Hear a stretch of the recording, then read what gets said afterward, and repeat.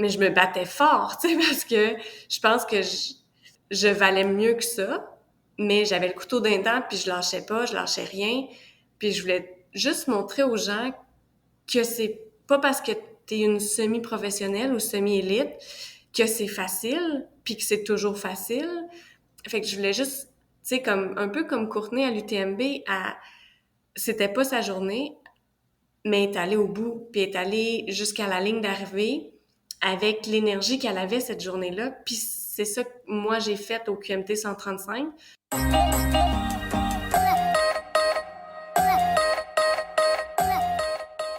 Bonjour et bienvenue dans le podcast Les Joies du Sport. Aujourd'hui, je reçois à nouveau Geneviève Asselin-Demers sur le podcast, quelques semaines après avoir pris le départ du Québec Méga Trail sur le format 135 km. Après avoir remporté en 2023 le format 110 km, en 2024 le format 80 km, Geneviève se lançait cette fois-ci sur le 135 km pour la première fois.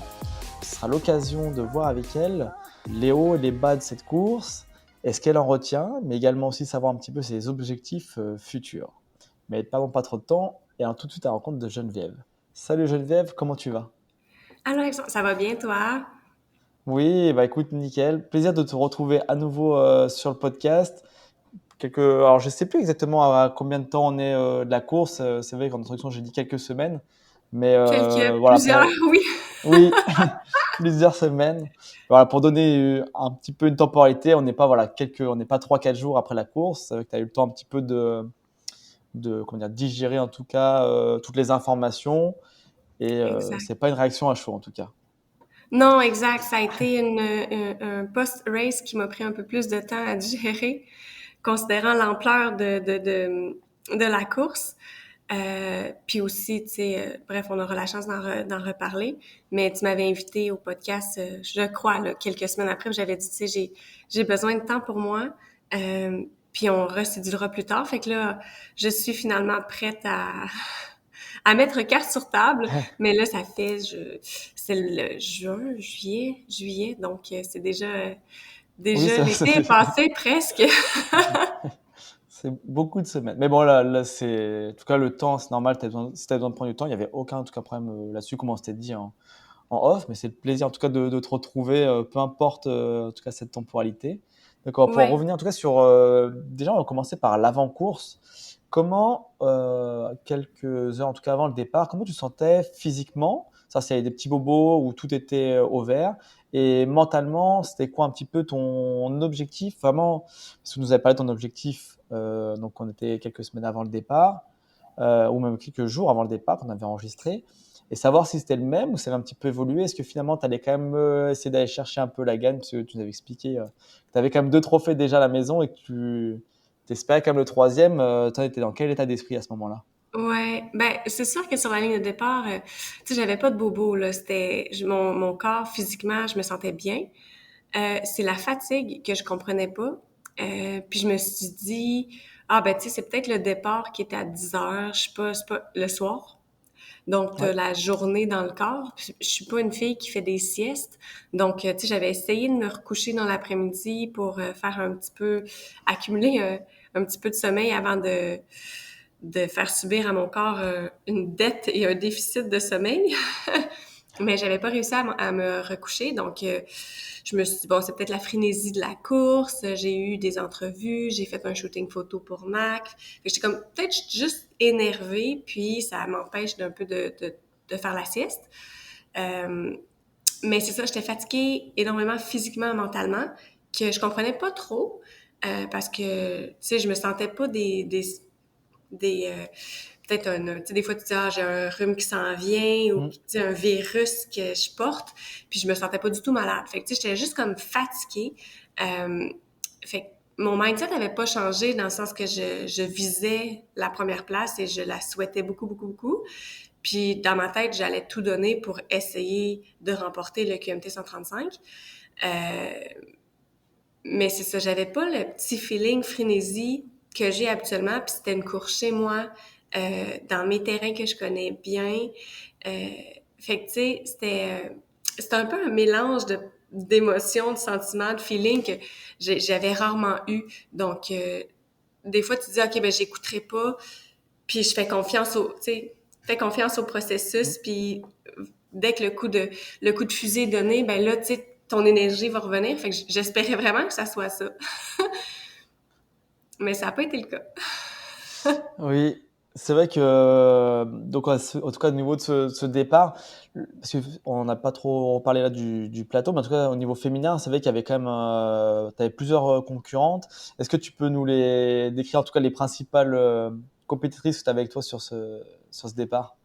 Oui, ben il y en avait des connus, des moins connus. Tu sais, il y a des filles sur les premières marches un peu qui sortaient du lot qu'on connaissait pas. Mais il y avait Mylène Sans Souci qui est sur l'équipe canadienne avec moi, que je sais que c'est une très grande rivale et une complice aussi parce que dans le sens qu'on est sur l'équipe ensemble. Donc je connais bien Mylène, puis je sais on est quand même pas de niveau équivalent, mais tu sais, on est capable de se compétitionner quand même très bien dans des courses. Elle a ses forces, j'ai mes forces. Je savais qu'on allait avoir une belle compétition. Puis, il y avait Nakash aussi, qui était là, une Française. Je pense je me suis dit dans ma tête, elle est pas habituée à nos terrains, je vais avoir l'avantage du terrain. Mais finalement, je pense qu'elle était très à l'aise dans les roches et les racines. Elle a performé, elle a vraiment bien performé aussi. Donc, mais on devait être une bonne dizaine là, de gros noms sur le QMT 135 qui fait partie de la World Major aussi. Donc, c'est quand même assez attrayant de venir faire cette course-là ici au Québec pour peut-être avoir un peu plus de points puis bien se classer là, dans le général. Euh, c'est ça. Le panel chez les gars et chez les filles était quand même assez relevé. Et là, le fait d'avoir de la compétition, enfin de la compétitivité autour de toi, c'est quelque chose qui te booste habituellement ou c'est quelque chose, tu vas peut-être être un peu sur la réserve ou peut-être une petite notion de stress? Ah, mais non, moi, ça me motive. Tu sais, dans le sens qu'il y en a beaucoup qui vont dire, moi, je m'inscris à des courses que je suis sûre de gagner. Moi, c'est inversement, puis c'est un peu la mentalité de Marianne Hogan. Elle m'avait déjà écrit, inscris-toi à des courses qui a du haut calibre. C'est là que tu vas grandir le plus. Puis c'est vrai dans le sens que quand tu te confrontes avec des gens qui sont hyper motivants, hyper inspirants, hyper bons, ben c'est là que tu deviens meilleur. Donc moi avoir de la compétitivité puis d'avoir un panel d'élite fort, ben ça me motive puis ça me booste à me donner moi le meilleur de moi-même. Ma plus grande force, par contre, tu sais, je pense que je m'écoute énormément, puis je sais garder mes paces. Si je veux partir à ces temps-là environ, c'est pas parce qu'il y a des gens vraiment meilleurs que moi autour de moi qui partent plus vite, je vais vouloir m'accrocher. C'est pas mon genre. Tu sais, je vais les laisser partir devant, puis je vais faire ma course à moi. Euh, des fois, tu sais, mettons, il y a des courses dans d'autres pays où je me suis dit, OK, ben, j'en mets juste un petit peu plus, tu sais, sortir juste un petit peu de ta zone de confort. Puis finalement, tu dis, à un moment donné, je vais péter, puis je pèterai. Puis finalement, je fais le 100 km, puis je réalise que tabarouette, j'ai réussi à garder le pace.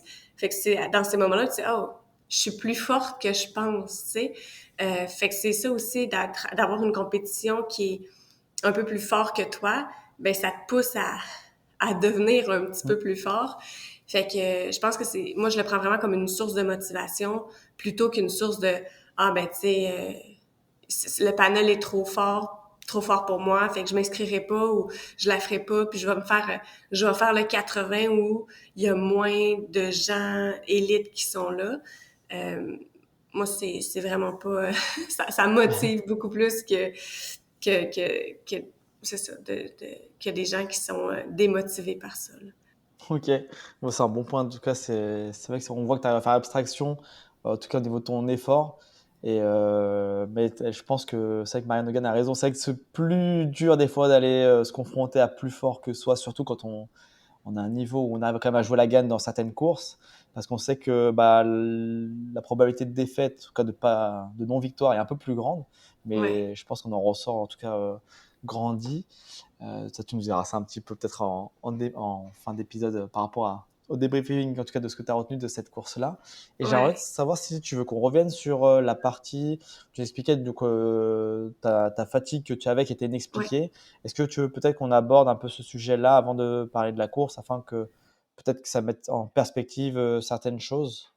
Ouais, ben ça a été sorti public, puis tu sais, je pense que j'ai fait un résumé de course sur ma page une fois que j'étais prêt et assez forte pour en parler. Moi, je devais être dans ma semaine ou, tu sais, tomber, menstruer dans les jours qui étaient soit avant ou après le QMT. Fait qu'au début, mentalement, je me disais, ah, c'est peut-être des symptômes prémenstruels, puis c'est ma fatigue normale, puis mon crew avait avec eux des produits hygiéniques parce que j'étais certaine que j'allais incessamment être dans ma semaine. Fait que je me disais, tu sais, j'avais comme mis toutes mes hypothèses là-dessus. Puis, je fais ma course, pas d'énergie et tout, mais c'est les jours qui ont suivi, rendu à la maison, quand j'ai essayé de me poser, que là, j'ai appris que j'étais enceinte.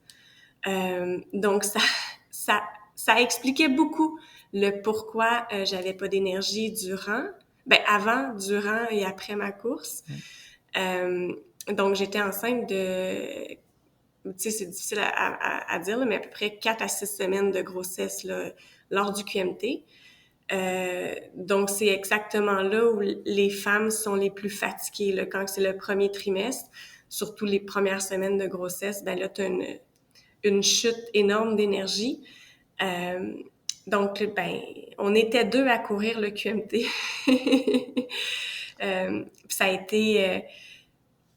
été difficile pour moi pendant la course de me comprendre parce que c'était des émotions, des feelings, des ressentis que j'étais pas habituée d'avoir, puis j'étais pas capable de les gérer. Tu sais, à toutes les ravitaux, j'avais le goût de brailler, puis je suis pas une fille qui pleure. Tu sais, je pleure jamais ou presque. Je vais me blesser puis je vais me fâcher, mais je suis pas émotive côté pleurs, tu sais. Puis là, à chaque fois je voyais des gens que je connaissais, ben je me mettais à brailler. Puis là, ma caméraman, elle arrive pour me prendre en photo, je me mets à brailler. Ma paisseur arrive, je me mets à brailler. Puis là, tout le monde voulait me remonter le moral, mais même eux comprenaient pas. Comme, calisse, si Geneviève, elle a pas l'air de filer, tu sais. Mais c'est vrai que je filais pas. Mais personne pouvait. J'ai récemment debrief avec mon crew, puis ça a été ça. Ils disent, on savait pas les mots, quoi te dire pour te sortir de ta pain cave, parce que c'était pas ta pain cave habituelle. C'était pas le Geneviève qui est dans le fond du baril qu'on doit sortir. C'est Geneviève qui est couchée, mortrait dans le fond, là, puis on n'a pas de moyen de te sortir de là. Ça a été un peu la raison de mon énergie très faible durant le QMT. Bah, c'est quelque chose qui était. Bah, ça, quand je t'ai suivi quand même à distance, on voit que bon, tu jouais pas, en tout cas, tu étais quand même dans les avant-postes. Tu jouais pas la première place féminine, mais tu étais quand même pas loin derrière. Et c'est vrai que c'était. Bon, après, on n'a pas toutes les images. C'est vrai que bien que le live était quand même vraiment très bien fait, je tiens à le souligner. Et donc, pour moi, c'est vrai que d'un point de vue extérieur, on n'a pas ressenti. Enfin, ça peut être comme un peu une méforme, mais moi, je t'ai pas senti là par rapport à ce que tu expliques. Et on voit au suivi live, je te voyais pas si mal en point, en tout cas sur la course. C'est vrai que tu as quand même réussi, en tout cas. Mais mentalement, qu'est-ce qui t'a fait quand même tenir, dire d'avancer? Parce que tu as pu te dire, tu vois, tu prends toutes les informations, on va dire un peu, tu te fais un check un peu tu te fais de l'automédication, tu regardes, tu analyses, tu vois, tu as plein d'infos qui arrivent, mais tu n'as aucune solution, puis tu n'as aucune comparaison malgré bah, les années d'expérience et tout. Il n'y a rien qui rentre en compte de ce que tu as déjà eu vécu. Là, mentalement, comment tu te dis pour pas, en fait, tu pourrais te dire, bah, je mets le clignotant, je m'arrête, parce que là, Ouais. il y a un truc qui va pas, ou c'est pas mon jour, je sais pas. Et qu'est-ce qui t'a fait quand même continuer, avancer Ben, jusqu'à l'année d'arrivée? il y a une grande partie de moi qui me dit, ça arrive à tout le monde d'avoir une mauvaise journée. Tu sais, dans le sens que je suis pas la première, je suis pas la dernière. Puis moi, c'était vraiment, je sais pas si vous entendez, je pense qu'il y a quelque chose qui est tombé dans ma maison, mais euh, moi, c'était comme une mauvaise journée au bureau. Puis c'est pas parce que tu as une mauvaise journée qu'il faut mettre le clignotant à droite. Tu sais, je voulais pas montrer aux gens euh, que dès que t'as une mauvaise journée ou tu sais, j'espérais, puis je l'avais dit, puis je me cachais pas que je voulais vraiment la première place à cette course-là. Puis, c'était pas en train de se produire. J'étais pas loin. J'étais troisième, quatrième, cinquième. Tu sais, j'oscillais dans ces positions-là. Mais je me battais fort, tu sais, parce que je pense que je valais mieux que ça. Mais j'avais le couteau d'un dent, puis je lâchais rien. Puis je voulais juste montrer aux gens que c'est pas parce que t'es une semi-professionnelle ou semi-élite que c'est facile, puis que c'est toujours facile. Fait que je voulais juste, tu sais, comme un peu comme Courtney à l'UTMB, c'était pas sa journée, mais elle est allée au bout, puis elle est allée jusqu'à la ligne d'arrivée avec l'énergie qu'elle avait cette journée-là. Puis c'est ça que moi j'ai fait au QMT 135. Je me suis rendue au bout avec l'énergie puis les jambes que j'avais ce jour-là. Puis c'était pas ma journée, mais j'étais allée jusqu'au bout. Fait que, tu sais, c'était pas une blessure qui disait, OK, mais tu sais, si je continue, ben, j'hypothèque le reste de ma saison parce que c'est une fracture ou c'est une blessure chronique. C'était pas ça, tu sais. Puis j'étais pas en train de vomir ma vie, à me déshydrater, à me dire, OK, là, c'est dangereux pour mes reins. C'était pas ça non plus. J'avais juste pas d'énergie. Tu sais, ça a jamais fait de mal à personne de courir avec un manque d'énergie. Puis, Marianne a déjà dit dans un podcast, mes 100 premiers kilomètres, ça a été de la vraie marge. Je me sentais pas là. Puis ma course, c'était vraiment deux parties. Il y a le avant et le après. Fait que t'as toujours espoir qu'à un moment donné, la switch, elle turn on, puis paf, l'énergie revient, puis t'as une belle course, puis tu sais, tu finis fort. Moi, malheureusement, ça s'est jamais fait. Mais tu gardes toujours espoir qu'à un moment donné, il y a peut-être tu sais, ta course se sépare en deux parties, puis que la deuxième partie, ben finalement, à mettre un petit baume sur la première section de ta course, là. Tu parlais de ton assistance qui donnait, enfin, qui trouvait, pour eux, de leur point de vue, ils n'arrivaient pas à trouver les mots quand même pour te remonter, faire remonter cette pente. Mais est-ce que malgré tout, le fait qu'ils soient là, qu'ils te disent certaines choses, toi, ça quand même, ça te pousse à continuer, même si eux, ils n'ont peut-être pas eu ce sentiment-là. En tout cas, ils n'ont pas réussi à te mettre vraiment à 100%. Ils ont senti que bon, bah, ça reste, tu restais un peu en méforme, en tout cas avec le manque de sensations. Mais est-ce que toi, malgré tout, ça, c'est quelque chose quand même qui t'a permis quelque part aussi d'avancer? Mais la présence d'une crew est incroyablement importante et pratiquement indispensable, surtout dans des moments où tu vas pas bien. Pas juste parce que le fait qu'ils vont te parler ou qu'ils vont te mettre une purée dans ta poche, mais parce que tu sais qu'il y a quelqu'un qui t'attend dans 10 kilos. Tu sais qu'il y a quelqu'un qui t'attend dans 24 kilos. Tu sais, on dirait que ça te donne un but, ça te donne une petite force intérieure à dire, OK, il y a quelqu'un qui est là pour moi, là, dans 20 kilomètres, puis pas que je le fais pour eux, mais en quelque sorte, ils sont là pour moi, puis moi, je suis là aussi pour eux. Fait que ça donne de la drive, tu sais, ça donne de l'énergie. Puis cette course-là, j'avais le droit à un pacer au kilomètre 100. Donc, elle faisait les 35 derniers kilomètres avec moi. 40, entre guillemets, c'était 140 le QMT, là, si on se le cachera pas. C'était 139,9. Donc, moi, ma pacer, c'est pas une locale de Québec, là. Fait que dans ma tête, je me disais, elle a fait le voyage, elle s'est payé un hébergement, elle est ici pour moi cette journée-là, elle s'est sûrement clenchée une nuit blanche. Il y a une partie de moi qui veut pas la décevoir, puis qui veut la faire courir, là, tu sais, elle est ici pour courir. T'arrives au ravito, puis hey, by the way, j'ai pas d'énergie, j'arrête là. Moi, dans ma tête, dans ma philosophie, puis ça se peut que mon voisin, ça soit pas ça, puis la personne qui était quatrième, ça soit pas ça non plus. Mais pour moi, c'est important que s'il y a des gens qui se sont mobilisés, s'il y a des gens qui se sont déplacés, s'il y a des gens qui ont pris de leur énergie puis de leur temps pour faire mon crew ou mon pacer, ben j'aille jusqu'au bout. Puis la job de Kim, c'était de me pacer, puis quand je suis arrivée au ravito, puis je lui ai dit, j'ai le goût, j'ai vraiment envie d'arrêter, Elle dit, Jen, on va au moins juste faire le 5 km pour monter au Mont-Saint-Anne. Si après 5 kilos, tu vois que ta santé physique est en jeu, je te redescends en chairlift puis c'est fini. Mais après 5, j'étais comme, ma Mm. santé était pas en jeu. Ma santé a jamais été en jeu. Fait qu'on a toujours avancé ensemble, puis ça m'a gardé la tête sortie de l'eau.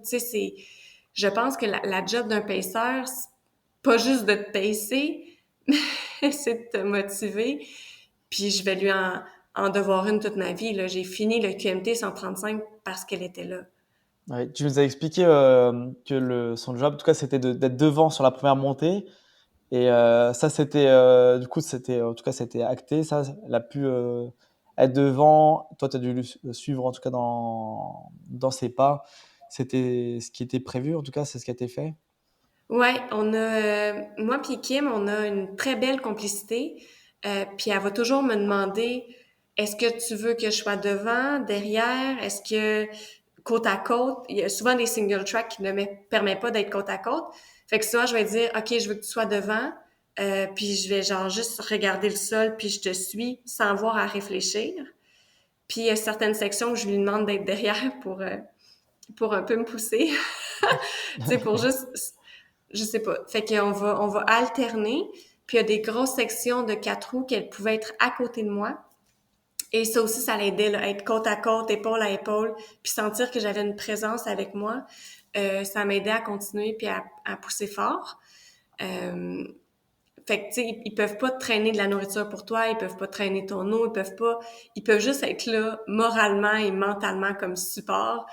Puis, tu sais, ça a été très important pour cette course-là pour moi.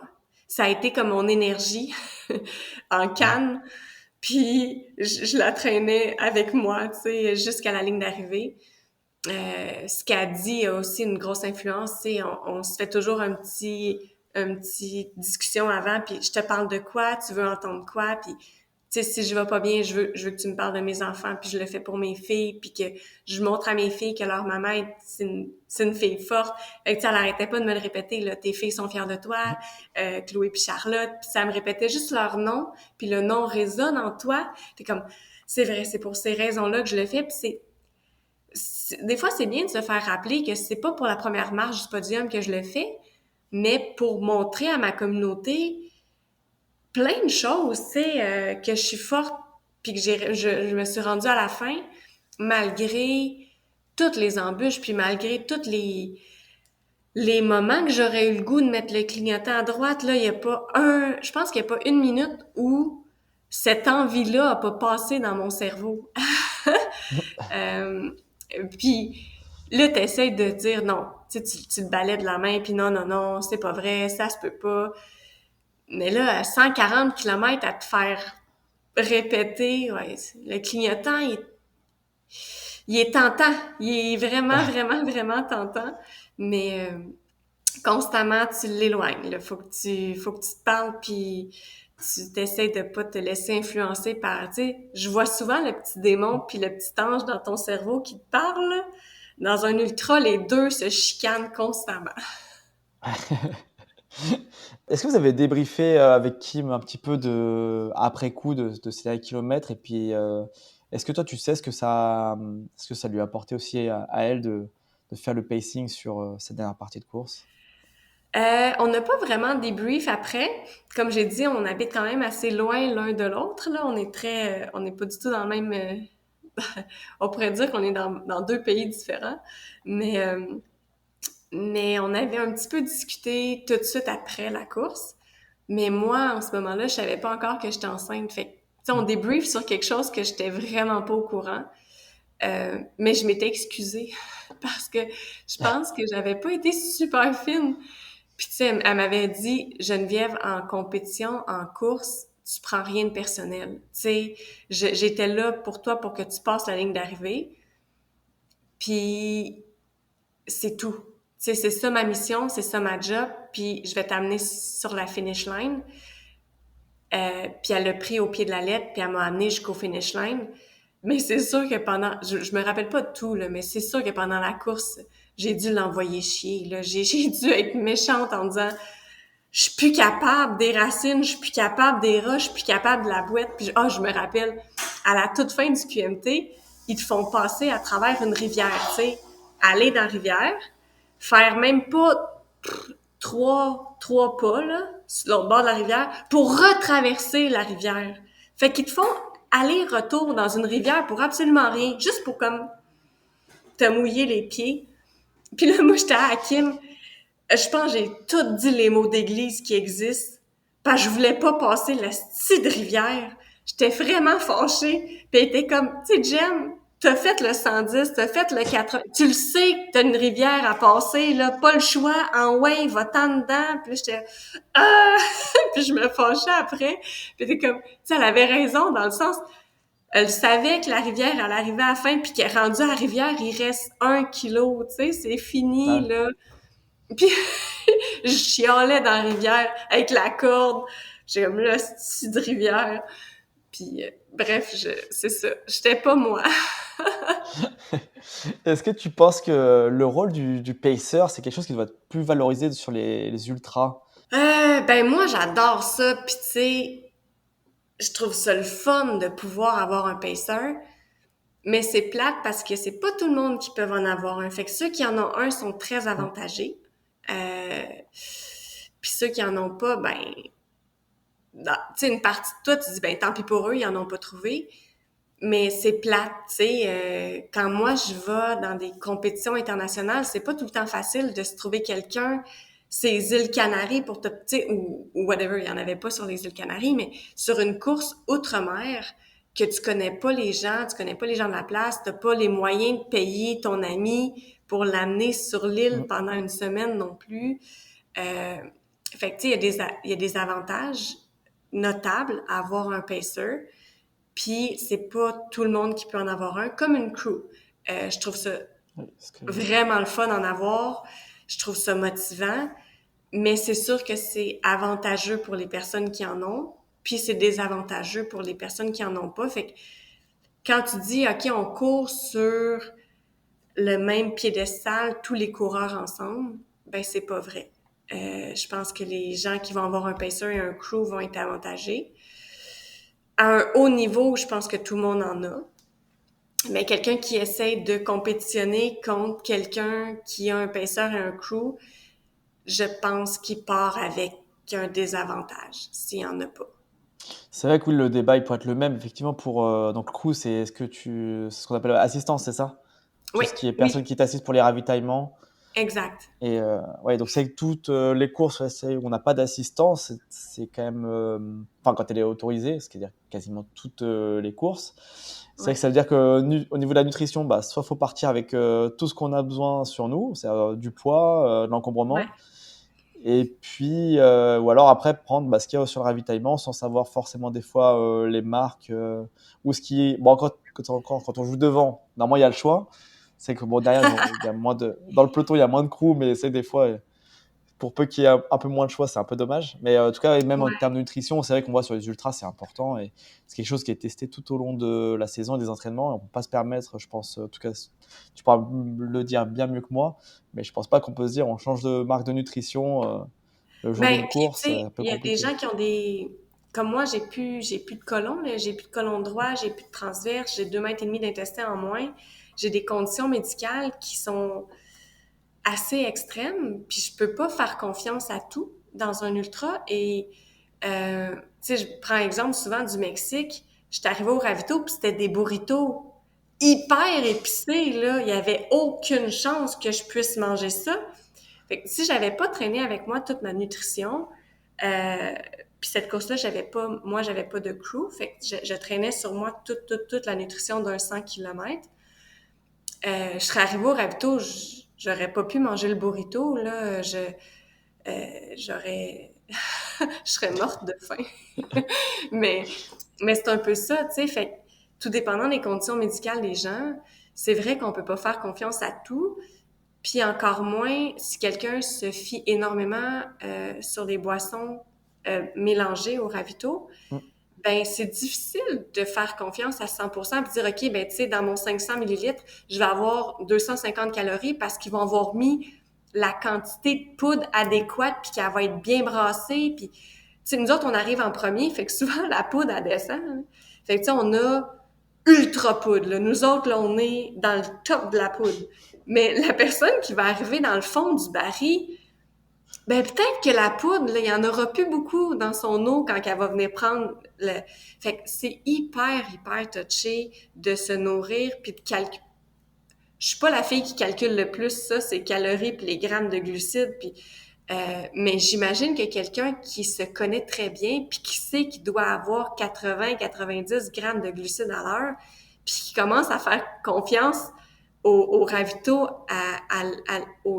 au mélange prémixé dilué, c'est sûr qu'il n'y a pas ces quantités, tu sais, bien précises parce que tu peux pas avoir confiance à 100% à la personne qui est brassée avec sa cuillère en plastique. Là.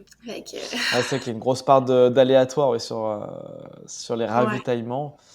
Et ouais, effectivement, si on joue en tout cas le devant, c'est vrai que ça reste très très. Enfin, ça rajoute un problème à, je pense, pas mal de la complexité de l'ultra. Je pense ouais, que t'as pas besoin de ça en tout cas en plus, surtout que ouais, c'est que ouais, puis bon, aujourd'hui, c'est vrai que la plupart des athlètes travaillent avec une marque déjà de nutrition.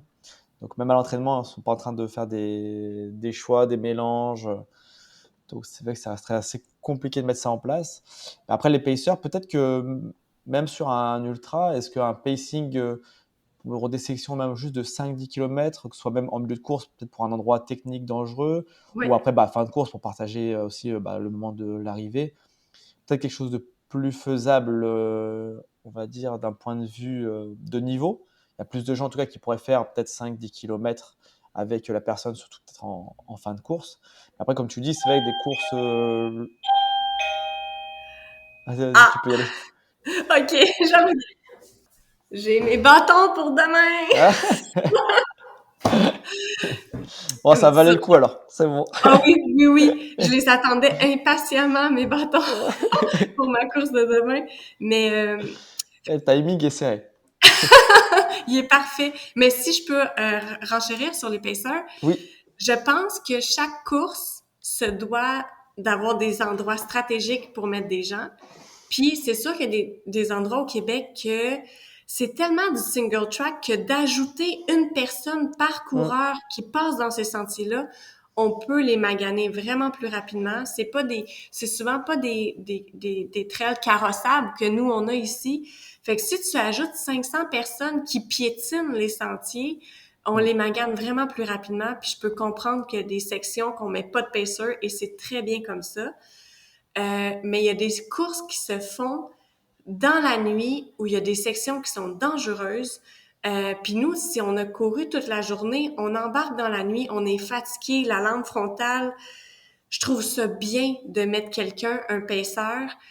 Ici, on a des sections qui sont, on n'a pas de réseau cellulaire, là, 0, 0, 0, 0. Fait que d'être accompagné avec des gens, je pense que ça sécurise beaucoup de gens. Puis je trouve ça bien. Fait que le niveau paceur, je juge que ça peut aider, mais ça peut être aussi très sécuritaire d'en Mm. avoir pour certaines sections, dans certaines courses. Fait que tu sais, des fois, je suis mitigée. Les gens, ils font comment? Mais tu sais, c'est vraiment avantageux. Oui, mais c'est vraiment sécurisant aussi. Fait que je suis pas d'avis d'enlever les pacers. Est-ce que ça nous aide? Ben, c'est sûr. C'est sûr que ça aide les gens parce qu'on a notre ami qui nous dit lâche pas, t'es bonne, t'es belle. Puis, fait que c'est sûr que c'est avantageux pour les gens. Mais moi, j'ai des gens qui se sont déjà accrochés avec moi et mon pacer. Puis on l'a aidé dans le sens qu'on était un trio. Puis mon pacer a aidé autant moi que la personne qui m'accompagnait. Donc, je pense que les pacers, des fois, peuvent aider plus qu'un coureur, tu sais. Euh, fait que ça peut être ça. Ouais, c'est vrai que donc plutôt en tout cas sur des parties ouais, dangereuses techniques, c'est vrai que ça peut être un plus.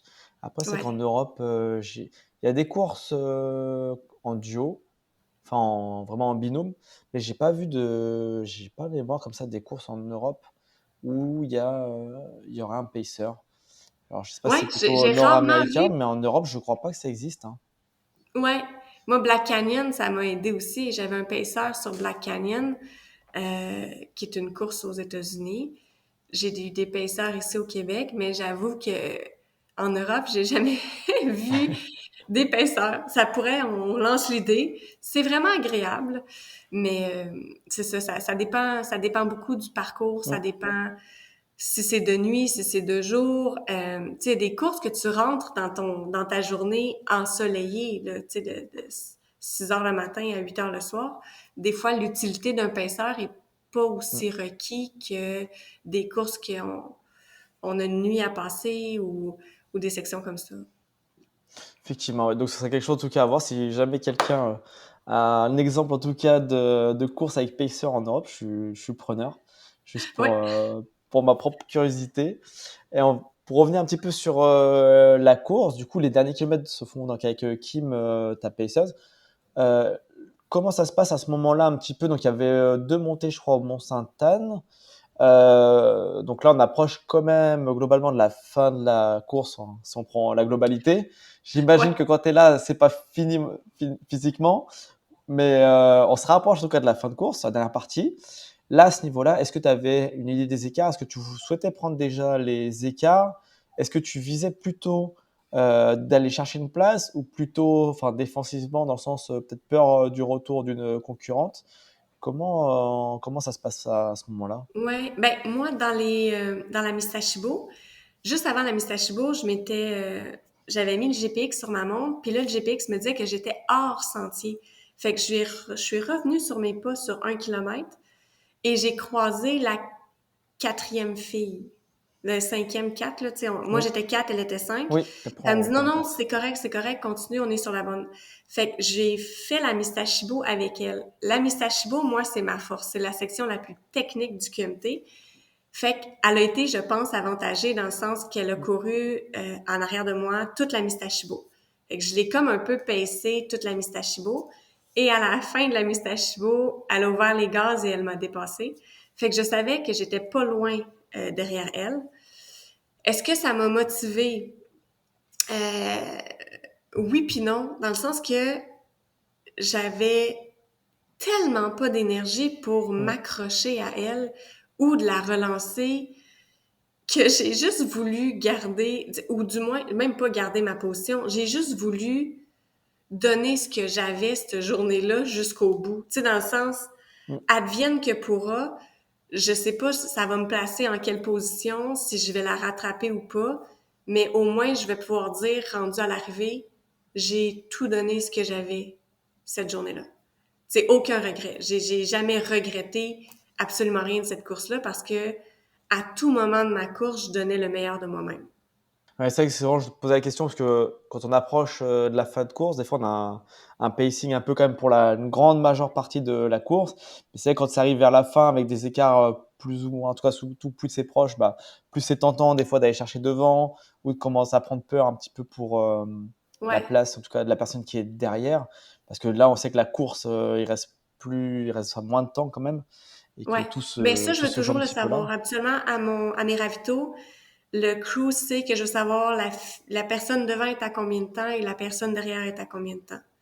J'aime Ok, savoir ça un peu pour me positionner. Mais je te d'accord. dirais que l'information à cette course-là, Oui. elle rentrait dans une oreille puis elle sortait. Oui, là, c'est vrai qu'on est vraiment sur un débrief de course qui est, on va dire, à part. Bah, pour la raison que tu as expliquée avant, elle est quand même à part. C'est pour ça que je pense que c'était important de faire un point avant, parce que là, on est sur quelque chose de complètement différent. Donc, effectivement, tout ce qui se passe un petit peu sur tes autres courses, c'est dur à retranscrire, en tout cas à transférer Oui, sur celle-ci. Et ouais. donc là, quand tu attaques un petit peu, en tout cas quand tu arrives vers la fin de course, tu passes donc cette fameuse rivière, plus qu'un kilomètre avant cette ligne d'arrivée. Quand tu commences à voir la ligne d'arrivée, c'est quoi? C'est quand même un soulagement ou c'était vraiment Ah, un ras-le-bol? j'ai oui, soulagement d'enfin la voir, la ligne, là, parce que, tu sais, ça fait des heures que j'en rêve. Euh, et tu sais, j'ai passé la ligne d'arrivée, je suis tombée en sanglots dans les bras de mon pacer, mais un sanglot inarrêtable, là. J'étais un tsunami de larmes ça m'était jamais arrivé.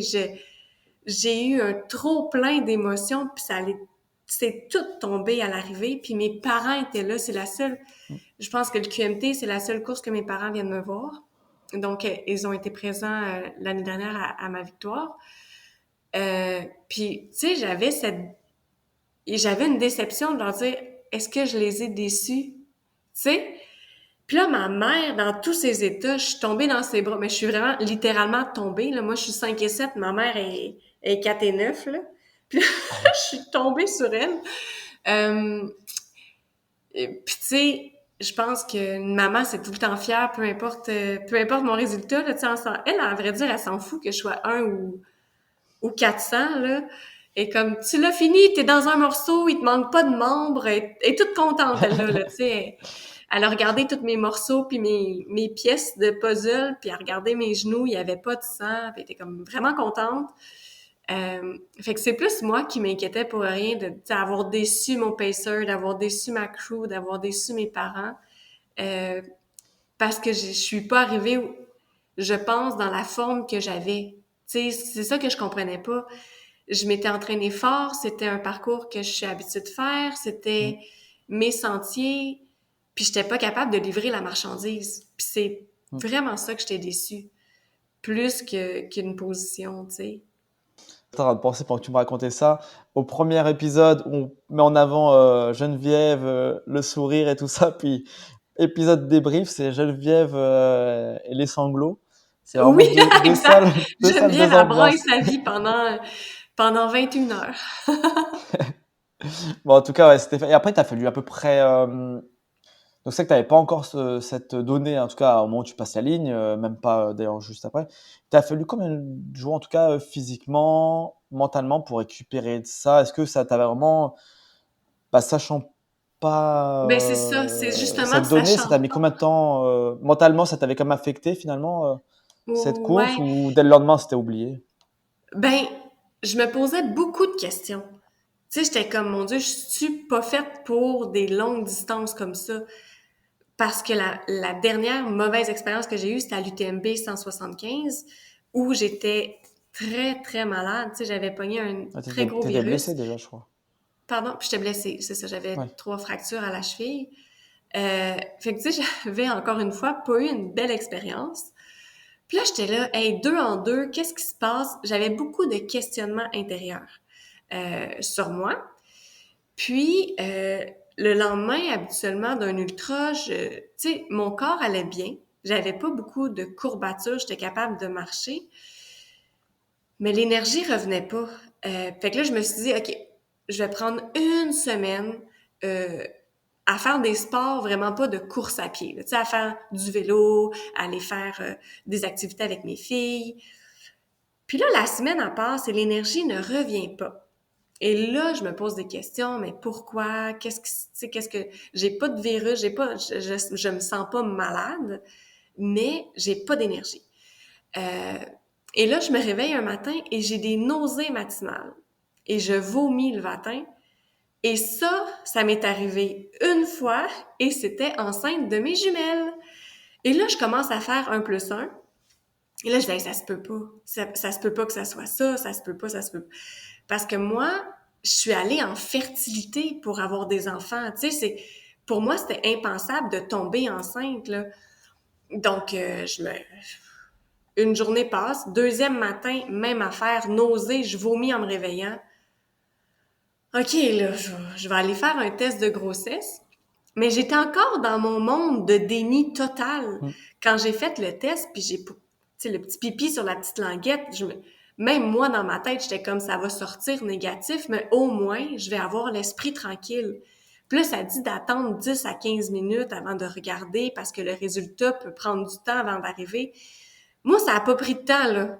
Genre, dans l'instant où j'ai fait pipi sur la languette, le plus est arrivé d'une couleur foncée. J'ai fait, je n'en revenais, mais les jambes m'ont tombé. Je savais plus quoi faire, comment l'annoncer, tu sais, à qui le dire.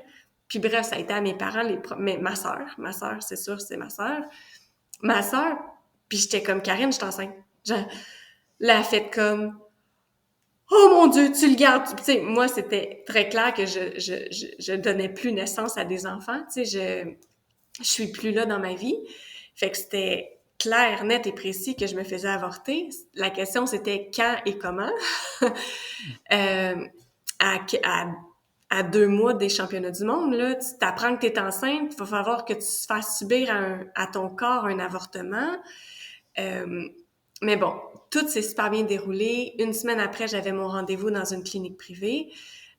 Mais à ce moment-là, il y a énormément de réponses dans ma tête qui est arrivée. Tu sais, dans le sens, le pourquoi j'avais pas d'énergie, le pourquoi, à un moment donné, j'avais le dégoût de la course à pied qui m'était jamais arrivé, là, tu sais. J'ai jamais une haine envers la course à pied. Puis là, on dirait que mon énergie était tellement dans le négatif que j'haïssais tout, tout, tout, tout, tout.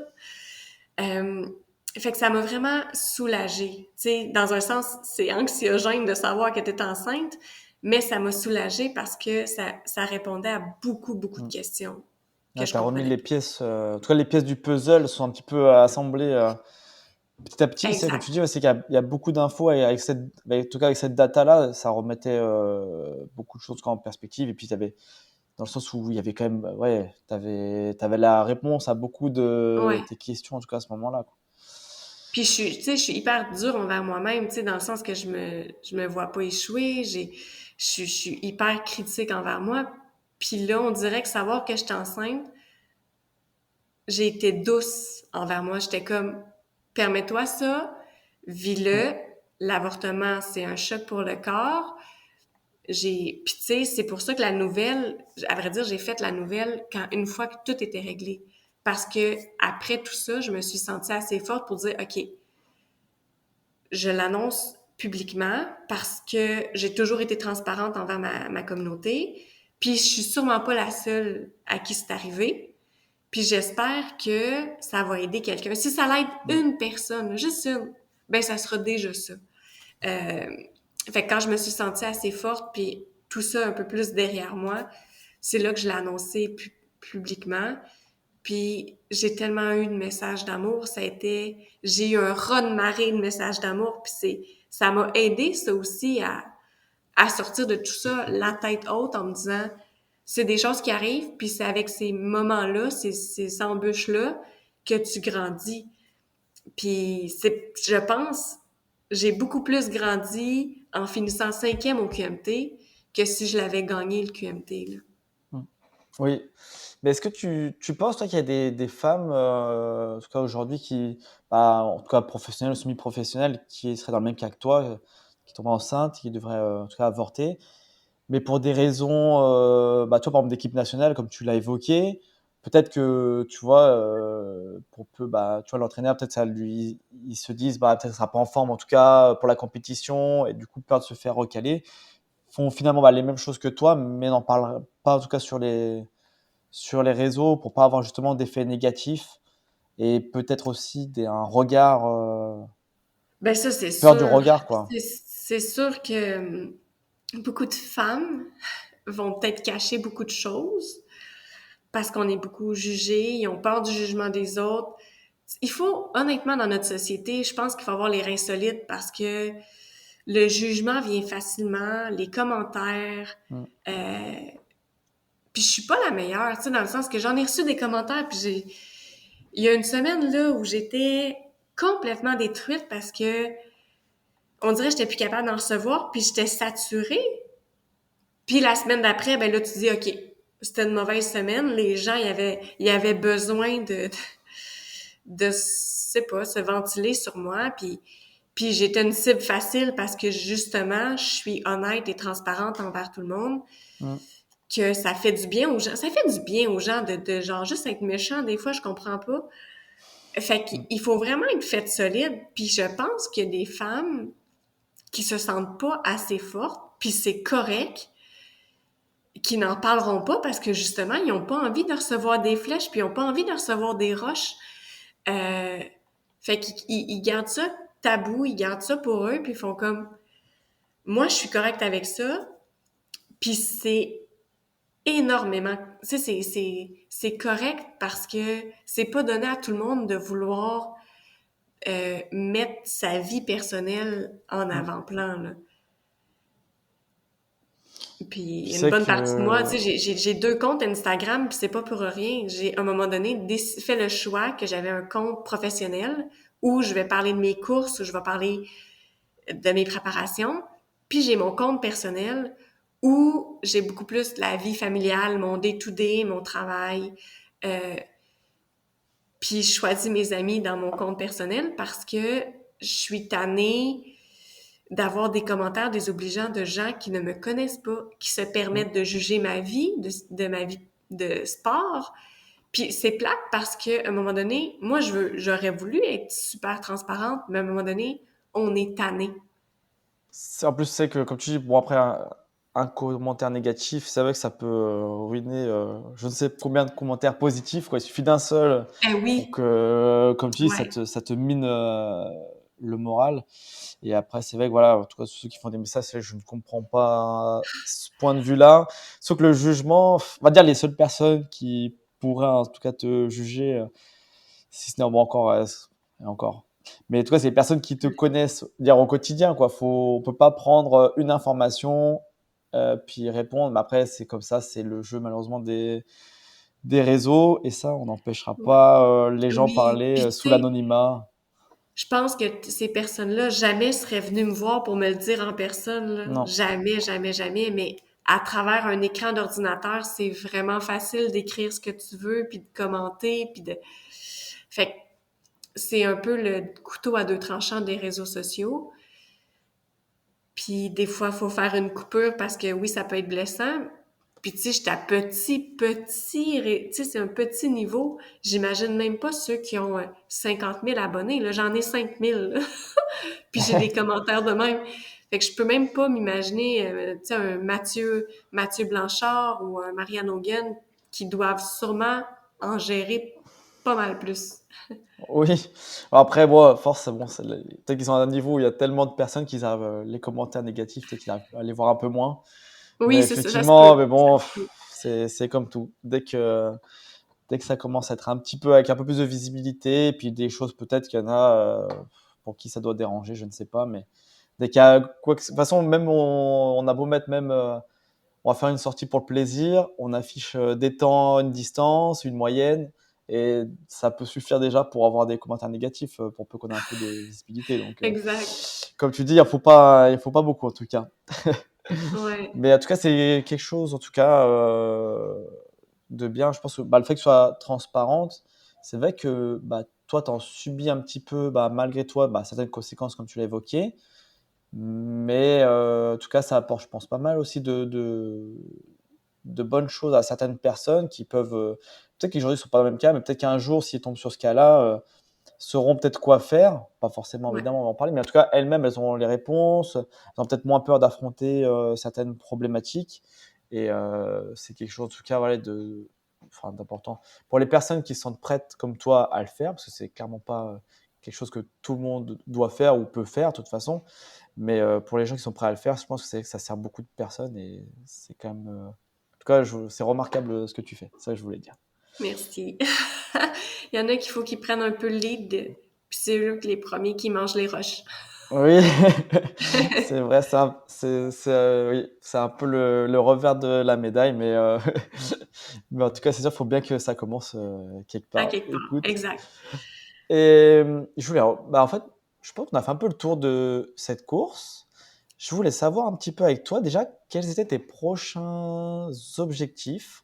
Je sais que tu as déjà fait une course entre bah, le podcast et puis cette course-là dont on débrief. Et je voulais savoir également ouais, les prochaines courses, où est-ce qu'on va te retrouver? Ben là, samedi, je vais avec mes bâtons faire une course. J'ai une petite course dans mon coin, à mon chalet, dans des sentiers que j'apprécie vraiment beaucoup. Euh, et en même temps, je dois essayer une nouvelle paire de souliers. Donc, pourquoi ne pas essayer une nouvelle paire de souliers sur un 70 km? Hein? Ah oui, Moi, j'ai toujours des bonnes idées. toujours Euh, recommandé. Toujours recommandé. Non, pas faire ce que je fais, mais faire ce que je dis. Ça, c'est toujours la recommandation que je dis à mes amis. Fait que j'ai une petite course en fin de semaine, ce samedi, en préparation des championnats du monde qui vont être dans 2 semaines en Espagne. Donc, je reviens de la course en fin de semaine, puis je repars vendredi pour Barcelone. Donc, l'équipe Canada est quand même pas mal toute là-bas. J'ai hâte d'aller les rejoindre. Une belle préparation, il y a une belle course qui s'en va dans les Pyrénées. Donc, ceux qui veulent nous suivre, moi, ça va être le 27. La course longue distance, c'est le 27 septembre. Fait que c'est vraiment le build-up, là. Depuis le QMT, c'est vraiment les championnats du monde qui sont la course A, qui se fait bientôt. Puis à la fin de l'année, là, je viens de m'inscrire à la Transvulcania, au Trans-Martinique, donc en Ok. Martinique, qui va avoir lieu le 5 décembre, dans ces eaux-là, là, début décembre. Donc, je me prépare après ça pour la dernière course de la saison en décembre. Puis j'ai actuellement pas prévu. J'ai l'UTMB en 2026, certain, mais le reste, j'ai rien de prévu en 2026. Bah, tu vois, c'était la question que je vais te poser. Est-ce qu'on allait devoir quand même retourner sur un UTMB malgré ton 2 sur 2 sur les moyennes Ouais. expériences en format Oui, long? ouais, beaucoup de réflexion, mais oui, on va me voir à Chamonix l'année prochaine. Bah, cool. Alors, peut-être qu'on pourra s'y croiser, en tout cas, ou au moins peut-être t'encourager au bord des sentiers si je suis pas d'astreinte. Parce que malheureusement, cette édition, j'ai pas pu y aller, malgré Ah, il y avait de belles fan zones, notamment ah oui. Valorcine. À l'UTMB, là, quand tu es un coureur, pis c'est la semaine de l'UTMB, ton feed Instagram, bref, tu ne vois que ça. Puis là, toi, t'es dans ton salon, t'es comme, pourquoi je suis pas là? C'est vrai que c'était un peu dommage, surtout que pour le coup, pour information, c'est que j'habite, d'ici, on est à 3 quarts d'heure, 40 minutes de Chamonix. Donc, c'est vrai que c'est vraiment très, très. Proche. Quand j'ai vu ça, j'avais pas checké le planning avec date UTMB. Je dis, ah bon, la prochaine fois, l'année prochaine, on ne sera pas à voir deux fois. C'est comme ça qu'on apprend, hein, finalement. Ouais, C'est oui, en faisant des erreurs. Mais en tout cas, rien de bien grave. Mais bon, c'est vrai que c'est un peu dommage, quoi. Surtout pour profiter de l'ambiance et puis de l'engouement, voir du ouais, monde. C'est vrai que c'est une bonne occasion, en tout cas. Écoute, si oui. tu le souhaites, on peut terminer ce podcast par un mot de la fin, un petit peu comme on a fait dans la première partie. Ça peut être un petit message, comme d'habitude, des sujets qu'on n'a pas forcément traités sur le podcast, ou approfondir quelque chose qu'on a vu, ou un petit message pour les personnes qui te suivent. C'est comme tu le souhaites. Et puis, Euh, je voudrais également aussi que tu termines par une autre question en parallèle. C'était à savoir aussi ce qu'on peut te souhaiter pour la suite. Donc, pas forcément pour que cette saison, un petit peu même des objectifs à long terme, que ce soit professionnel ou bien même personnel. ben, mot de la fin ou ce qu'on me souhaite en premier? Ce qu'on me souhaite, Oui, comme tu veux. ce qu'on me souhaite, pas de blessure. Tu sais, j'ai une belle saison, vraiment des petits bobos de surface, mais rien de grave. Donc, finir la saison, puis une année 2026 encore sans bobo, ça serait le plus beau souhait que je peux avoir. Euh, puis le mot de la fin, ben, je pense que ça a été, depuis le QMT, de s'écouter. Euh, j'ai toujours fait des courses avec mes feelings, mes sensations. Puis récemment, je me suis laissée influencer par pas des mauvaises personnes, mais tu sais, des gens qui veulent que du bien de moi, mais qui me connaissent pas autant que je me connais. Puis j'ai laissé un petit peu ça m'envahir. Euh, puis j'ai oublié de m'écouter. Donc, tranquillement, on apprend, on vieillit, on s'assagit. Donc, le mot de la fin, ça serait vraiment de s'écouter, de retourner à l'essence, puis à nos bases, puis c'est nous qui nous connaissons beaucoup plus que tous ceux qui nous entourent. Fait que des fois, de se recentrer, de prendre un pas de recul pour justement se poser des questions à nous-mêmes, on va trouver nos réponses peut-être plus claires que si on va à gauche et à droite puis on essaie de chercher des réponses à nos questions dans notre entourage. Des fois, on les a en dedans de nous, c'est juste qu'on les écoute pas. Donc, des fois, je pense que le mot de la fin, ça serait ça, de s'écouter beaucoup. Donc, pour résumer, on peut envoyer toute la bienveillance à Geneviève. Maintenant, elle est armée pour rester Oui, focus. exact. Envoyez-moi des roches, je suis prête. Ça marche. Merci beaucoup en tout cas Geneviève. Et puis peut-être qu'un jour on aura l'occasion, peut-être après un UTMB 2026, de de se revoir sur le Débrief? podcast. Oui, Ouais, ce serait une exact. bonne occasion en tout cas. Ouais. On prend date. Bah, Oui, merci à oui, toi et puis bah, tout merci. de bon pour la suite. Merci beaucoup. J'espère que cet épisode t'a plu. Si c'est le cas, n'hésite pas à le partager avec tes proches et à donner ton avis en laissant une note sur ta plateforme d'écoute. Cela contribuera à augmenter la visibilité du podcast et à avoir des invités toujours plus incroyables. Et pour ne rien manquer des prochains épisodes, je t'invite à t'abonner au podcast. Et nous, on se retrouve très bientôt pour une nouvelle aventure.